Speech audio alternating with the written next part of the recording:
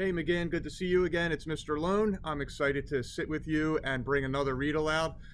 We are dipping into the new box of books, which is always fun. It lets me get a little more acclimated to some of the new titles we have. It lets me share some new characters, new stories, and let's do that today with Ruby Rene Has So Much to Say.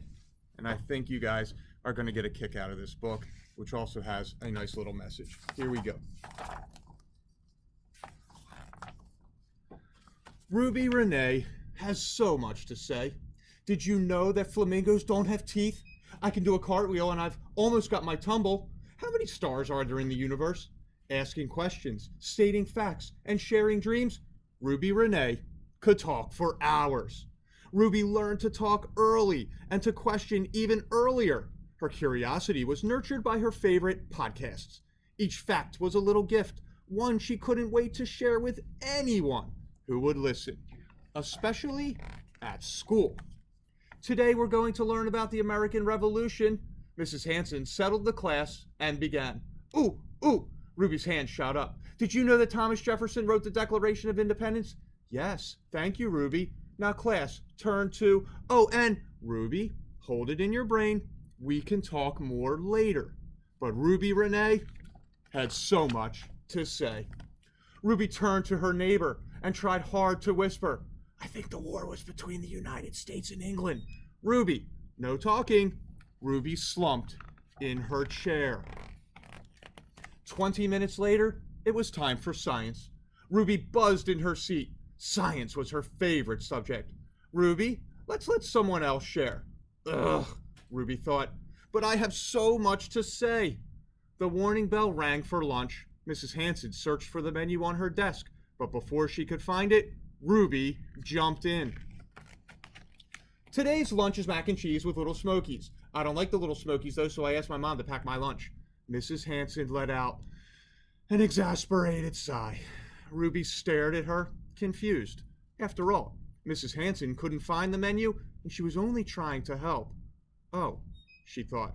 She wanted me to share the side options too. Well, you can also get sliced oranges. I need all voices off, Mrs. Hanson interrupted. But I'm not finished, Ruby tried again. Now! The tone of Mrs. Hanson's voice told Ruby that she should not try again. Once she got going, it seemed impossible for her to stop. By the time she got home that evening, Ruby had forgotten about the lunch menu debacle. But it seemed Mrs. Hanson hadn't. Ring! The phone rang, interrupting dinner. Ruby's mom answered. She's such a bright girl, but that Ruby Rene has so much to say. Ruby could hear her teacher's voice through the phone. Suddenly, Ruby wasn't so hungry anymore. She only wanted to share her thoughts with her friends. And now, she was in trouble. Ruby paced back and forth in her room. She had to think of something. She liked Mrs. Hanson and didn't want to get in any more trouble.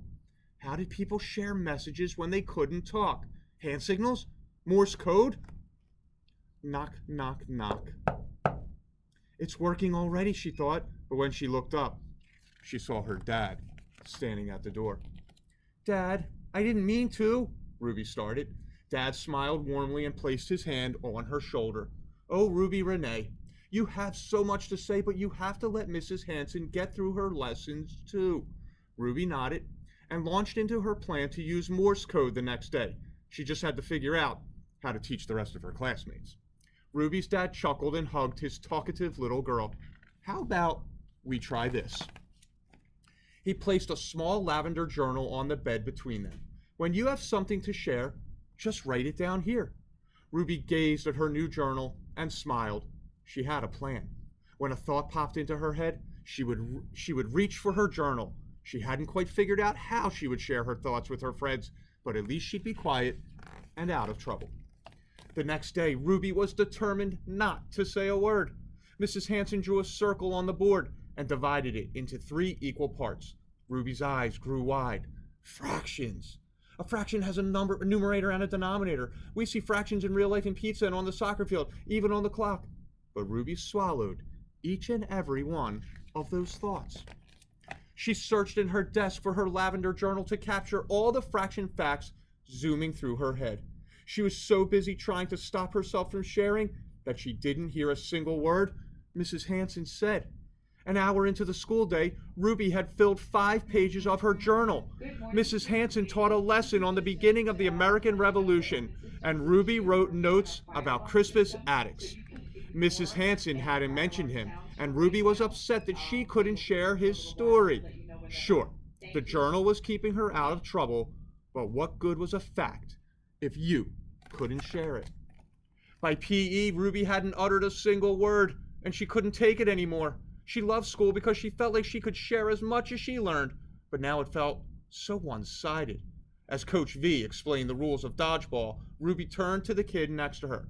Did you know that the first game of dodgeball was played hundreds of years ago in Africa? Some people don't think kids should play it because... Whomp! That's quite a bump there, Ruby. What happened? Ruby looked up and saw the principal, Ms. Gale, smiling at her in the nurse's office. She sighed and told her all about her dilemma. Ms. Gale thought for a moment and then said, "Where in Africa?" Ruby was confused. "Africa's a big place, sweetheart. Where specifically did they play the first game of dodgeball?" Ruby blushed with excitement. I'm not sure, but I could find out for you." "Not just me, Ruby. I think the entire school would like to hear what you have to say. I've been thinking we should share a new fact every day during the morning announcements. Do you think you could help with that?" Ruby beamed. She imagined herself sitting behind a big microphone just like her podcast heroes. "You got it, Ms. Gale. I'm not going to let you down." At dismissal, Ruby ran to the family's minivan. "How was your day, Ruby?" her dad asked, peering at her through the rearview mirror. "What do you know about dodgeball?" she said, pulling out her lavender notebook. "I have to prepare for my segment."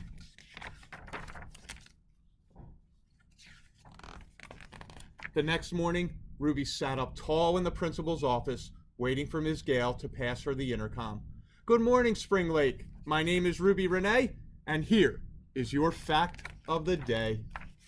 Dodgeball was first played more than 200 years ago by African warriors in training." That Ruby Rene has so much to say. So boys and girls, I hope you enjoyed that story. Has a nice little lesson to it about holding things for the appropriate time, letting your teachers get done what they need to, but also love the fact that they gave Ruby an outlet to get her information out, to share what was on her mind. It was a great little example of teamwork and doing something to make everybody a winner. Boys and girls, we'll be back with another read aloud tomorrow. You have a terrific night, McGinn, and I'll see you soon.